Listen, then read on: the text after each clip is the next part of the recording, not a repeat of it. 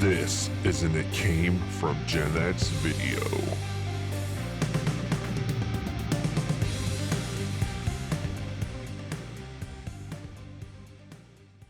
With sports,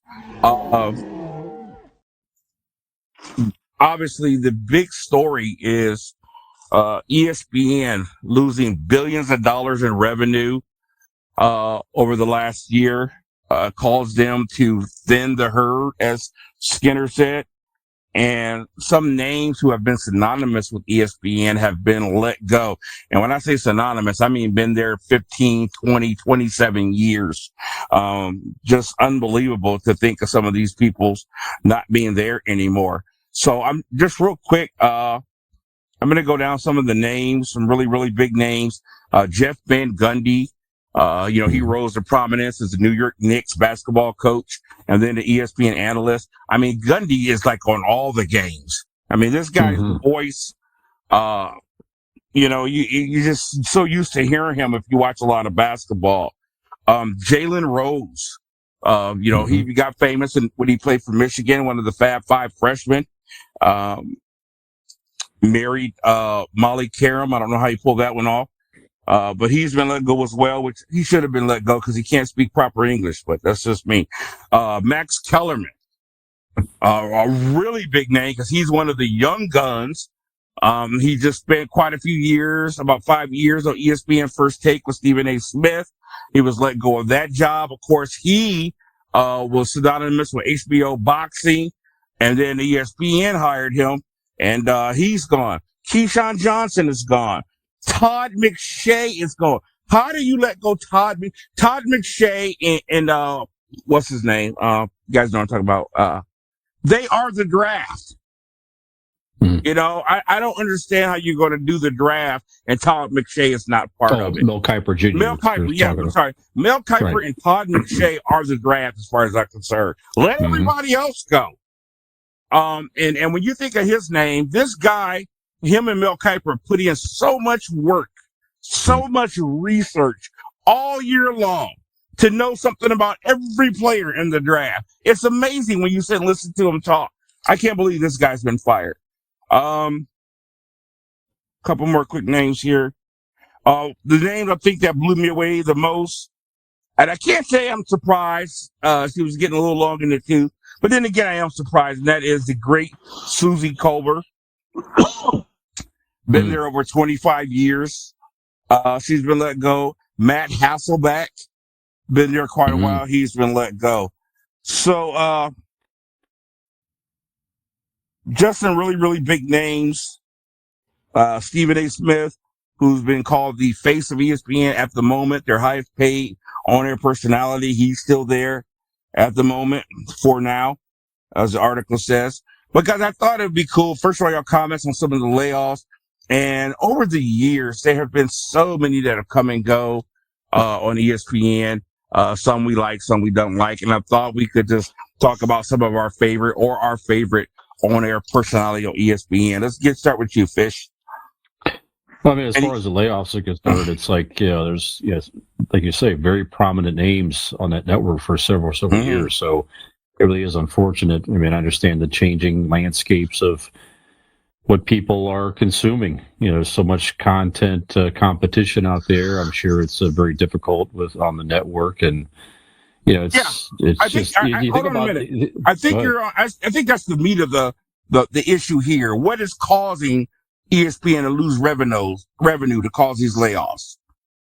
I mean, you think about it anymore. It's like you think back in the day, you would just put sports if you wanted to get sports highlights. You would throw on ESPN and just let it sit, and you would watch Sports Center, etc.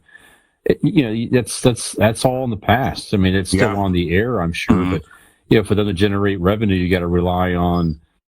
I mean, it's certainly on-air commercials and all that, but you got to try to be creative with the streaming. People just pull up the ESPN app or otherwise. You can watch sports highlights across 1,000 different areas I gotta be honest with you, Fish. There was a time when my TV stayed on ESPN, and I can't tell you right now when the last time I watched it. Yeah, me either. Yeah. Wow.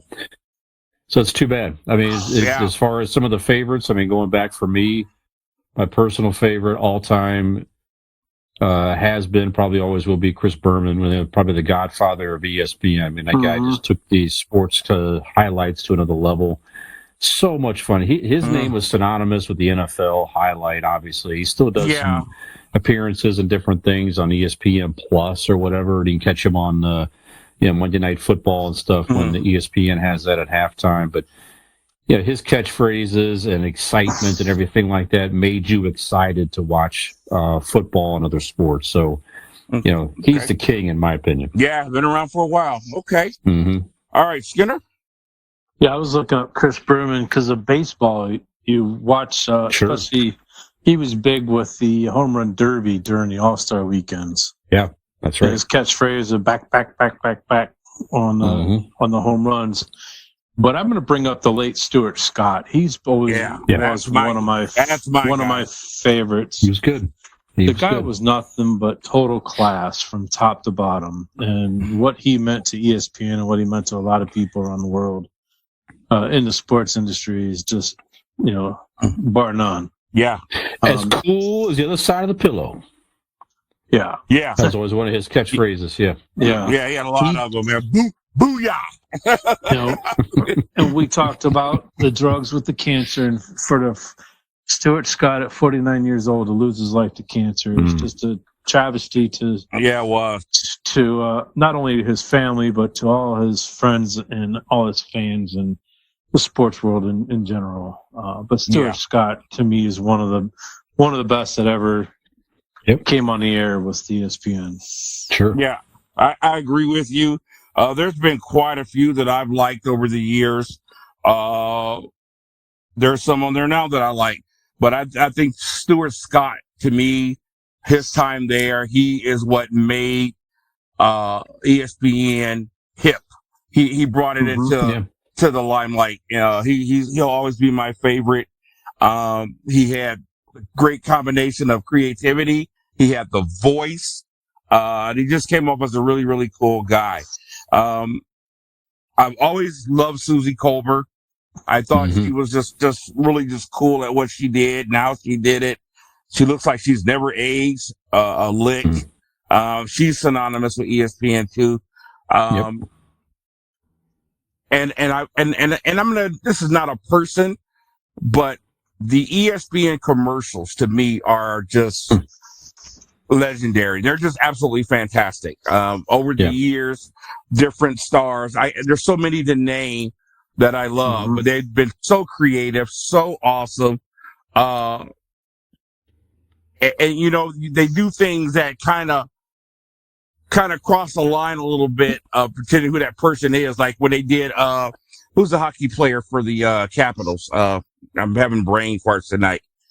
Finally won his first Stanley Cup. You're asking the wrong people for that. Oh, okay. But anyway, he's Russian, and then they had him, being lowered from the ceiling, stealing documents and little things like that. And then, of course, the LeBron one. I love that with his phone. Yeah. I think that's my share. He's like, the guy's like, nope. He's just sitting in the throne clearly. Nope. Take my or the one with LeBron where he's in there having to do all these copies. And Stuart Scott, they go, chosen one, huh? Just kind of making fun of that whole thing. So, they've had a lot of great personalities over the year. Right now, man, some of the personalities are more known for being hated than anything. Of course, Skip Bayless, who's now with Fox, but he was there. He was a antagonist, if you will. A lot of people can't stand Stephen A. Smith. I used to love the guy. I can't stand him anymore. But they've had some great ones. And of course, who's the bald head guy? He has a late night show. I can't think of his name at the moment, but I think he's really cool. They got some really cool people on. Yeah. You know what I'm talking about. Rich Eisen was cool when he was on there. Kenny Mayne has always been cool. I never liked Jamel Hill. She just didn't know what she was talking about. She should have kept her mouth off of football, especially things she didn't know what she was talking about. She made a comment one time, and no, this has nothing to do with her being a woman. But if you don't have the experience to back up what you're talking about. In other words, if you'd ever played football, shut your mouth. But she was talking about, it was a Dallas Cowboys Hard Knocks episode. And Dallas wouldn't play another team. And it wasn't a scrimmage. It was, or a preseason. It was like a scrimmage, just that they're both in camp and they wouldn't play each other, kind of work out against somebody else. And a fight broke out. And a lot of the Dallas players went and had another player's back, And her comment was, I don't understand that fight. It was stupid. What they think because they had another player's back, that's going to galvanize the team or something. I don't think so. That's stupid.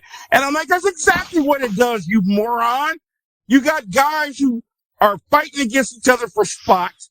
They don't like each other. It takes something like that to say, hey, you know what? We're all wearing the same jersey and we're a team and you want to fight for your brother. And I was like, you know what? Every sport I've ever played, a fight has done wonders for a team. I don't care if it's football, basketball, somebody hits your teammate and everybody jumps. It brings you together. It's also a guy thing too, if you will. And to make the comment that, oh, I don't think so. I'm like, you don't even know what you're talking about. So they've had some people on there that should have kept their mouth shut, but she's no longer there. But I hope all these people land on their feet because they've done a wonderful job of the year, most of them. But man, life is changing. Life is changing. TV is changing. I can't remember the last time I watched ESPN. I will jump online and get my sports news.